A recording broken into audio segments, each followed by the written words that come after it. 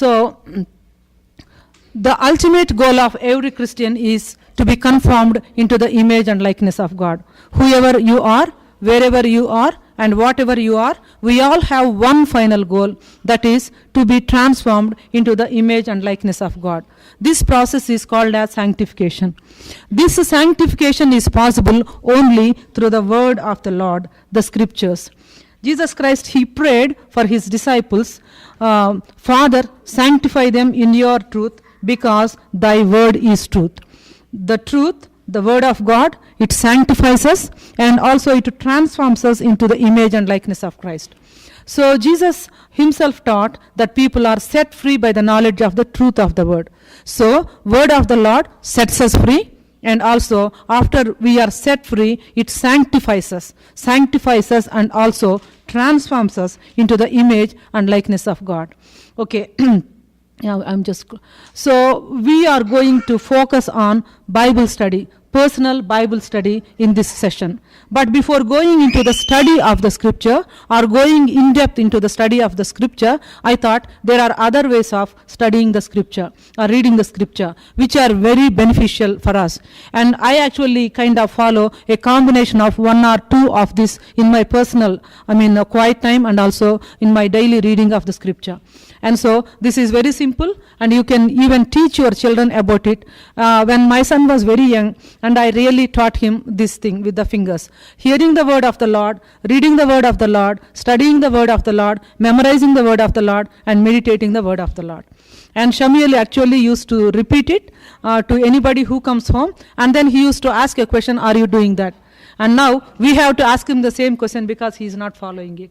And we have to kind of really remind him and also kind of insist upon him that he should read his word. But at any time, it is for us of utmost importance that we should hear the word of the Lord, read the word of the Lord, study the word of the Lord, memorize the word of the Lord, and also meditate upon the word of the Lord.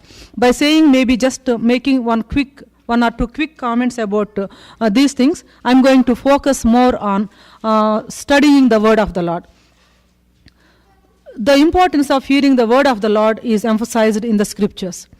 Jesus actually kind of preached the importance of hearing God's word in his parables, and every parable he just ended with, he who has ears to hear, let him hear. And even the greatest Jewish expression, Shema Israel Adonai Elohinu, it is an invitation to hear carefully. And also reading the word of God also is very important. And Jesus Christ implied that they are reading, or they should read the scriptures. And he said, have you not read? Do you not know? Things like that. So there is no way for us to neglect the reading of the word of the Lord in our Christian lives. So then, one revelation, rather I should say, kind of a surprising thing. The Barna Research Group, they found that only 18% of the born-again Christians in America read their Bibles. I began to think about Indian context. At least here people have that truthfulness or integrity, they confess. But back home, they don't, right? And that's why in India, you cannot take actually any statistics and kind of make it public to people.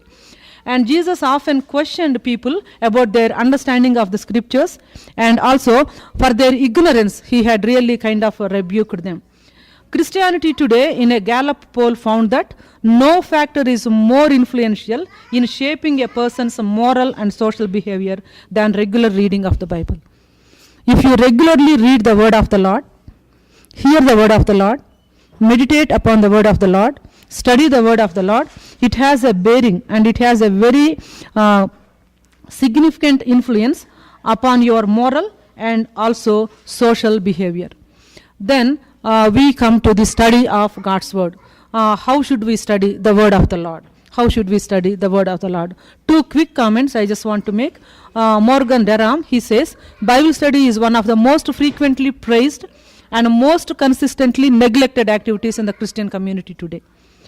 R.C. Sproul says, we do not study the scriptures as much as we should, not because of the lack of intelligence or passion, but simply we are lazy. Because it is hard work. It is hard work. So, reading of the scripture gives us breath, but the study gives us depth, gives us depth. And with this as background, I just want you to take into the study of the scriptures and also invite you to explore into one passage from the scripture along with me, following the simple rules that I am going to present here. And also, I believe you have already some good, at least some basic understanding of how to read Bible. So every time, we come to the word of the Lord, we will come with an attitude of prayer that God should open our eyes, to see the wonderful truths. And also to understand the biblical text, we have the set rules or basic rules of biblical interpretation that is called as hermeneutics. The purpose of hermeneutics is to provide the student of the scriptures with basic guidelines and rules for rightly dividing the word of truth. God's word is truth, and you have to rightly divide the word of the truth. And Timothy was encouraged and exhorted by Paul to rightly divide the word of the truth. And how are we going to do that? So there are a set rules, or this we call them as hermeneutics or principles of interpretation. Yeah, we are all aware of the basic rules of interpretation, but still for some of our convenience, I thought I would just go over them in just 2 minutes. Hank Hanegraaff, he presents some basic rules of interpretation using an acronym which is simple, and so I thought I would present this before you. Just LIGHTS. Yeah, acronym for LIGHTS is literal interpretation of the scripture. Lot of people think there are some deep things, that we have to dig deep and also bring out and also read something into the text very strange, and that was never understood by the church or proclaimed by the church and things like that. But number one rule is literal interpretation. Wherever the text is very plain, and you have to go for literal interpretation. Then illumination of the Holy Spirit, since the scriptures are written by the Holy Spirit God, by the inspiration of the Holy Spirit God, without Holy Spirit God's help, we cannot actually understand the scriptures. Then we have to pay attention to the grammatical principles. Then we have to pay attention to the historical context, and then the teaching ministry of the church, and then scriptural harmony. And these things that I have mentioned here, we are going to see them in the form of a passage that we are going to study together. So in our personal Bible study, it is good if we kind of have different versions of the scriptures and some study Bibles and some concordance and good Bible dictionary. And basic rules of interpretation you must be aware of. Commentaries, maybe at this stage I don't really suggest, because this is just an initial step. How many of you are aware of these 3 basic steps of Bible study? Observation, interpretation, and application. Have you heard about it? Whenever we are good, thank you, some of you are aware of it. Whenever we are reading a scriptural passage or text, these are the simple, straightforward, basic, I would say irreducible minimum, steps that we should follow. Observation, interpretation, and application. Observation is basically, what does the text say? Text means biblical text. What does the biblical text say? And who are the people? What is the place? And who are the people involved? Where did it happen? And so things like that. By observation, by reading the text back and forth, by going over the passage back and forth, you should be able to answer these questions. And we are going to do the exercise together, Then, what does the text mean? That is called as interpretation. This is where you have to equip yourself. How to interpret gospels, how to interpret epistles, how to interpret prophecy, how to interpret narrative things, and how to interpret apocalyptic literature like Revelation and Ezekiel, and then things like that. So, the second step is called as interpretation. Observation, all of us, with some careful study, we will be able to do that. But for interpretation, you need some extra insights. You need some principles of interpretation. At the end, when you get the PowerPoints, we are going to suggest some books for you to read, to understand these interpretative principles. And then, what is the purpose? Application. See, we read the Bible and we understand the Bible with the sole purpose of applying it to our own life. You will not be transformed when you read the Bible or study the Bible, only when you apply it to your life. And that is why application means, what does the text mean to me? So you have observed what does the text say, and then you have interpreted what does that mean, and afterwards you have to apply it to your own life. What does this mean to me? To me. And some of you who are in this preaching and teaching ministry, yeah, you are aware of these two terms, right? Meaning and significance. When you are reading a text, you do this observation, interpretation and application. You bring the meaning of it to the original readers of the text. Then what you do is, okay, to the first century audiences, this is the meaning.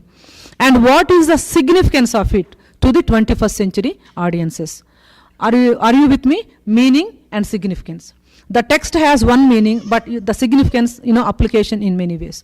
So when we are actually reading the text, we observe, we interpret, and also we apply the text to the original readers, and what is the original meaning of it, what actually the text communicates to the original readers.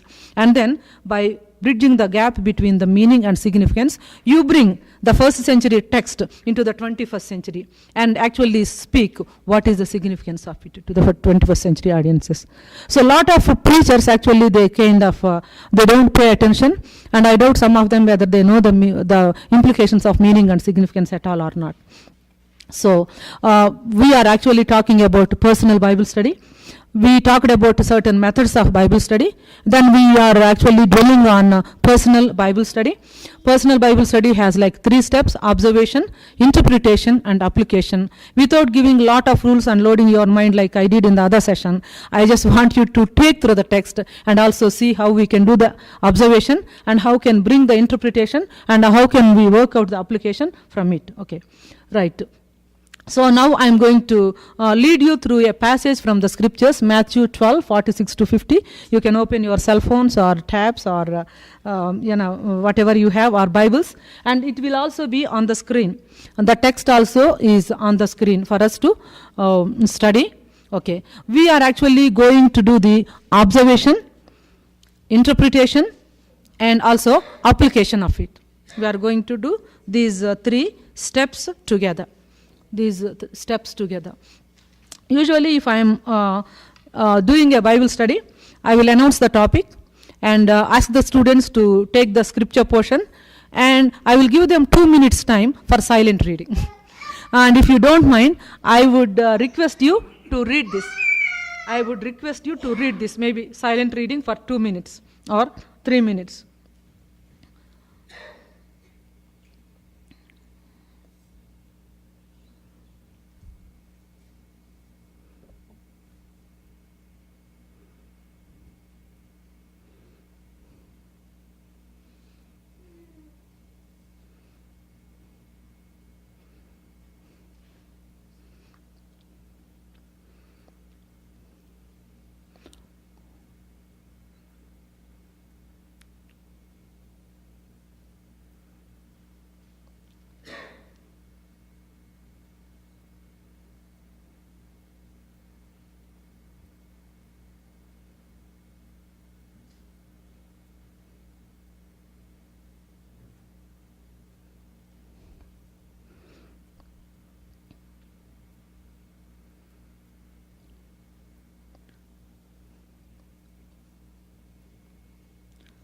Okay, in doing a personal Bible study, one good method is, if the same passage is found in other Gospels, it is always better to look into those passages also.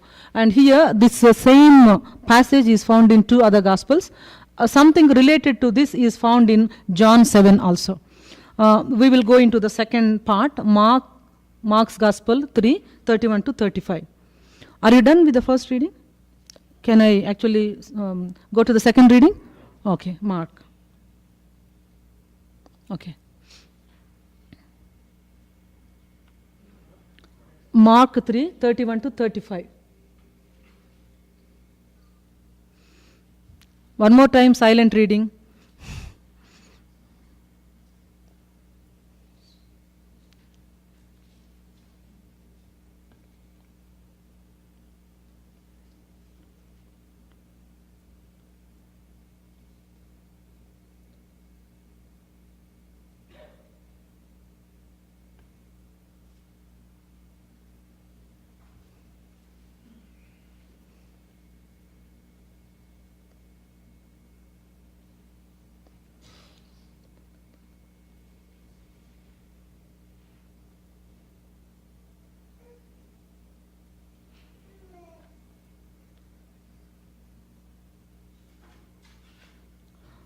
Done? Okay. Then next, Luke. Luke 8:19 to 21.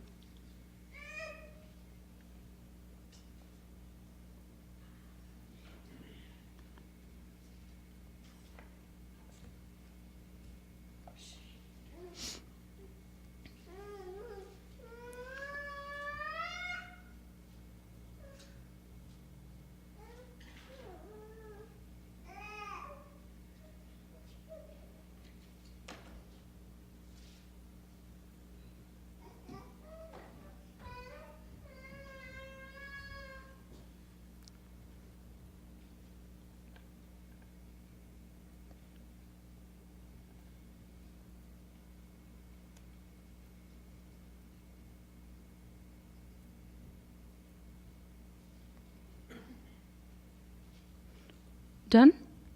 Okay, next, John's Gospel 7:3 to 5.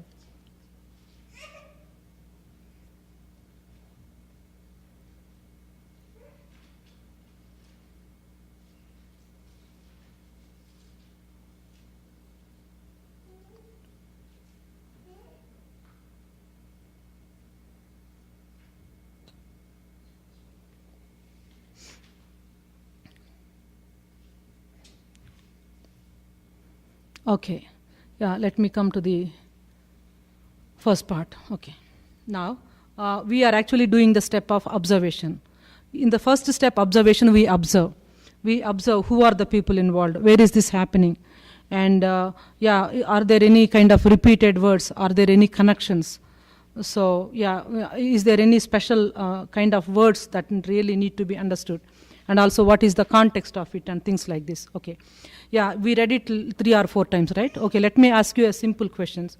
Who are the people that you come across in this passage? Who are the people? Jesus? Jesus' brothers? Okay. Mother? Crowd?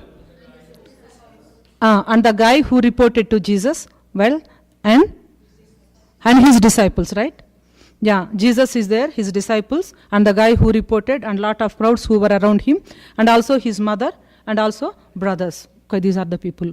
Where did this happen? Do you have any clue? Here in this particular text? You don't have any clue, right?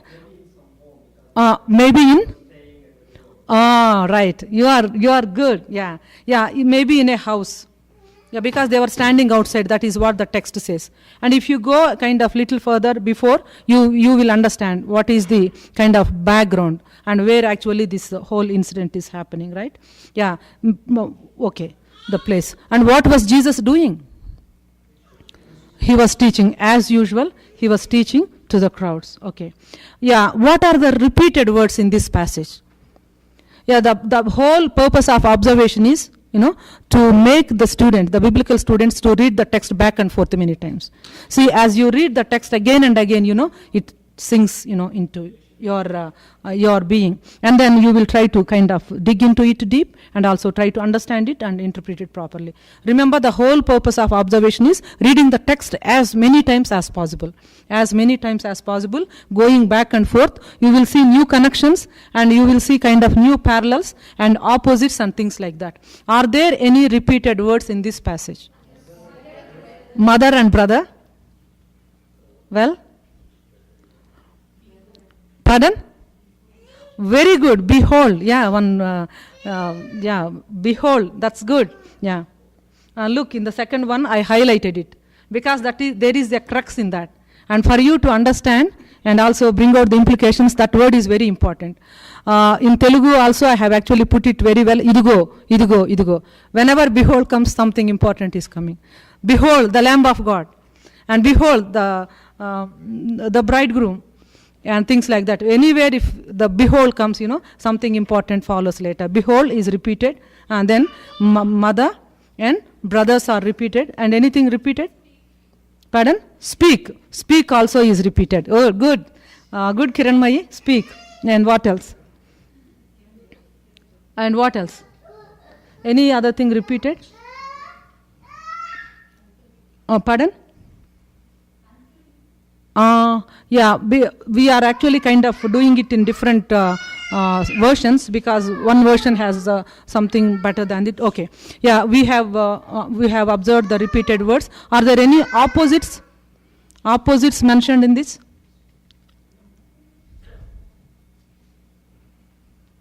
Any opposites mentioned in this?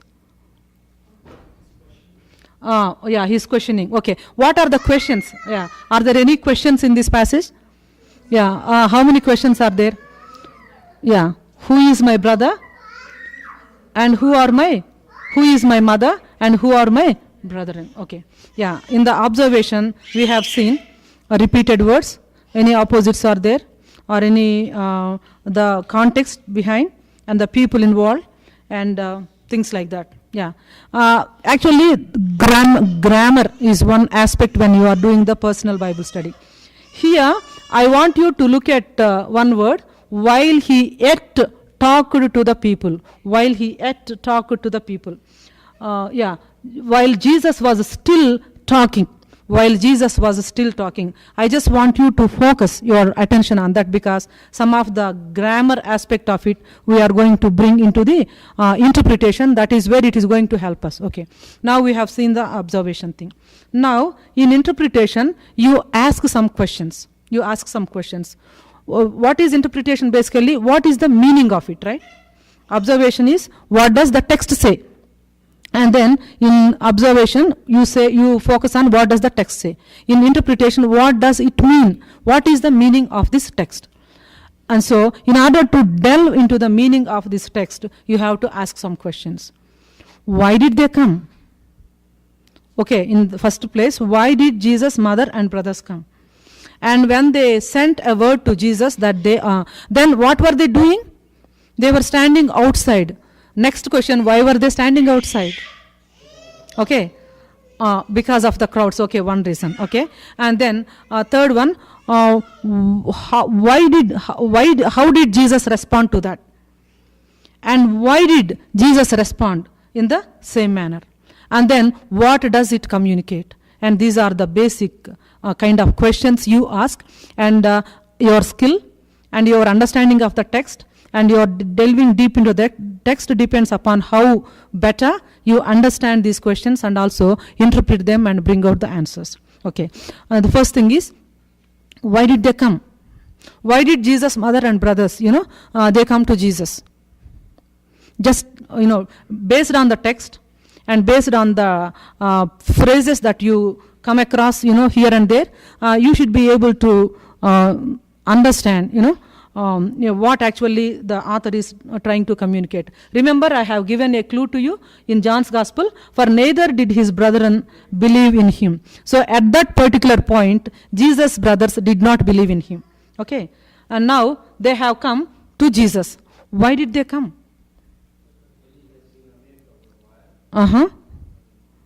Okay, but if you remember the tone of their language, see what they are saying. Then came to him his mother, here, his brethren therefore said unto him, depart hence and go into Judea, that thy disciples also may see the works that thou doest. I'm sorry, this is in KJV. There is no man that doeth anything in secret, and he himself seeketh to be known openly. If thou do these things, shew thyself to the word, for neither his brethren believe in him. So at this point, they have come to Jesus with an agenda. Right? Do you agree with me? Yeah, they did not believe in him. Of course, mother followed him. That's a different thing. They have come to Jesus with an agenda. Okay, look at here. While Jesus was still talking, and they have come and they were standing outside. So if you read a little before and further, you will be able to see this kind of interplay, outside and inside. Those who are inside, they are standing outside. Those who are outside, they are coming inside, and they are with Jesus. All the sinners who are outside the kingdom of God, they are coming and they were sitting around him and listening to him.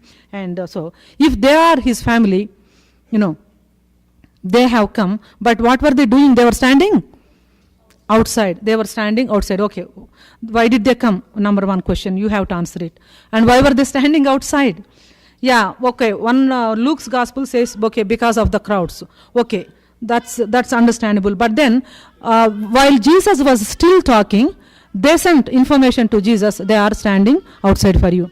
And if you read the text actually, when Jesus was still talking, they wanted to talk. If you understand, Sai, I want you to work on the aspect of this verb. So the aspect of the verb, actually kind of the verb tense, it says, Jesus was still talking. They came there, they were kind of trying to interrupt Jesus, and they want him to come out and talk to them. Or they were wanting to talk something to Jesus, maybe his mother, kind of, because his brothers were forcing that they should, at one point they thought that Jesus, kind of, went mad. They wanted to forcefully bring him home and do something. We do not know, actually. These are the kind of things, insights we get from the text. Jesus was talking, but they wanted to talk. There were other alternatives. They could have kind of stayed until he finished his talking. Or otherwise, if they were really wanting to get into the house, definitely people would have given them some kind of space or invited them into the home. They did neither come inside, they were standing outside, and they were, they were wanting to talk to Jesus while he was still talking. Okay. And here these three beholds, and you see the connection. While he ate to talk to the people, behold, his mother and his brother stood outside, desiring to speak to him. He was speaking to the people, they were wanting to talk to him. And behold, this is the first behold. And then a man, from the crowd comes, behold, your mother and your brother, they are outside, they are wanting to talk to you. And then Jesus said, he stretched out his hand and said, behold, these are my brothers, and these are my sisters, and these are my mother. And look at this kind of progression. One man says, behold, your mother and your brothers. And then, the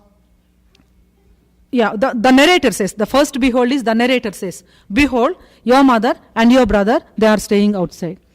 And then one person in the crowd says, behold, your mother and your brother, they are staying outside and they want to talk to you. And then Jesus taking the same words, who is my mother or who is my brother? He says, behold, the disciple showing his hand to these are my brothers, these are my sisters, and these are my mothers. So let us come to the interpretative questions again. So why did they come? The motives are not very clear, but then they are not great motives. Because while he was still speaking, they came and they wanted to speak to him. And that's not a very good kind of thing. Because of the text, the spirit, the tense, the aspect of the verb, says. It's kind of, it's not a very good action or appreciable action. Okay. And then the way Jesus responded also, kind of indicates. Then how did Jesus respond to it? How did Jesus respond to it? These are my brothers. These are my sisters. See here, actually, Jesus, why did he enter into a physical family? In order to form a spiritual family, he entered into a physical family, right? The very purpose of Jesus Christ entering into a physical family is to form a big spiritual family. So at the stage, Jesus Christ said, these are my brothers. These are my sisters. And what did Jesus say? Who does the will of my Father in heaven? The will of my Father in heaven. What is that? What is that phrase? We in one of the interpretive principles we see Scripture interprets Scripture. See in the Luke's Gospel it says, who hear the word of God and do it. Luke actually puts it, instead of doing the will of the Lord, he explains the meaning of doing the will of the Lord, which hear the word of God and do it. What does that mean? Doing the will of God means hearing the word of the Lord and doing it.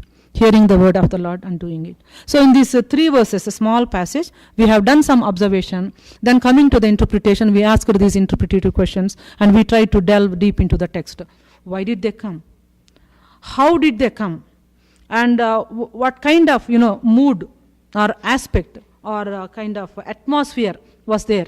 And the way Jesus responded to it kind of indicates their kind of coming and interpreting Jesus is not an appreciable thing. And why did Jesus answer like that? And then at the end, who is the true family of Jesus? Who is the true family of Jesus? Jesus' true family is not his physical family. At that time, maybe they were thinking that they were his physical family, but then that's not the true family of Jesus. Whoever hears the word of the Lord and do it, and whoever does according to the will of the Lord are the true family of Jesus. And here we are kind of trying to link these ideas. The very purpose of kind of coming into a physical family. Why should he come and be born on the earth in a physical family like family of Joseph and Mary, in order to kind of form a big spiritual family? And they are the spiritual family. And it's interesting, as a woman, I'm so happy to say that. And Jesus Christ added something more very beautifully. See here, they said, your mother and your sister.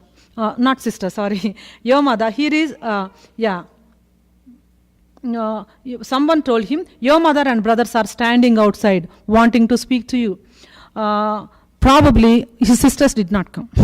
Only brothers. Okay, that is what the text says. But then Jesus said, whoever does the will of my Father in heaven is my brother, sister, and mother. Jesus did not forget us, right? He said, yeah, they are my brothers, they are my sisters, and they are the mother. Right?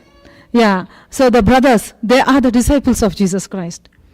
And the sisters, the women who followed Jesus, who sat at the feet of Jesus Christ and listened to him, and who were with him going around from place to place. And there are some people who played the motherly role in the life of Jesus, and his own mother, biological mother. And yesterday in our fasting prayer, we did Anna, right?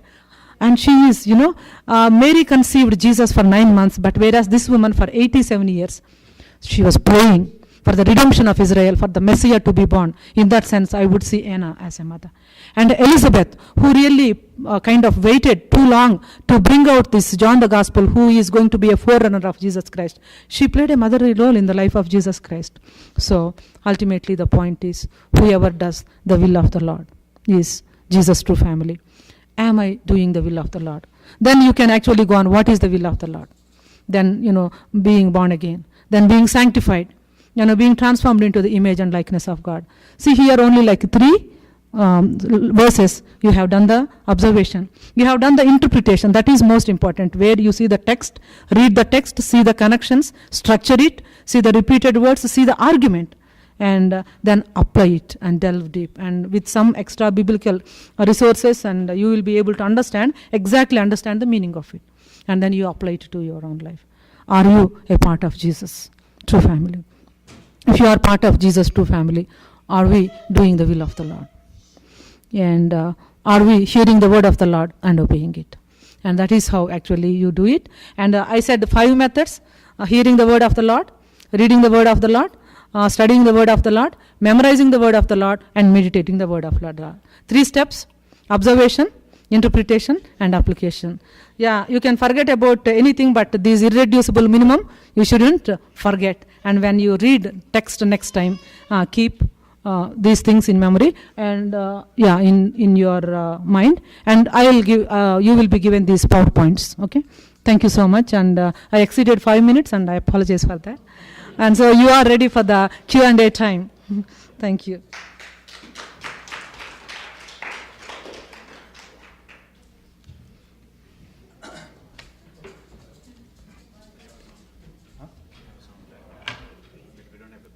Okay, yeah.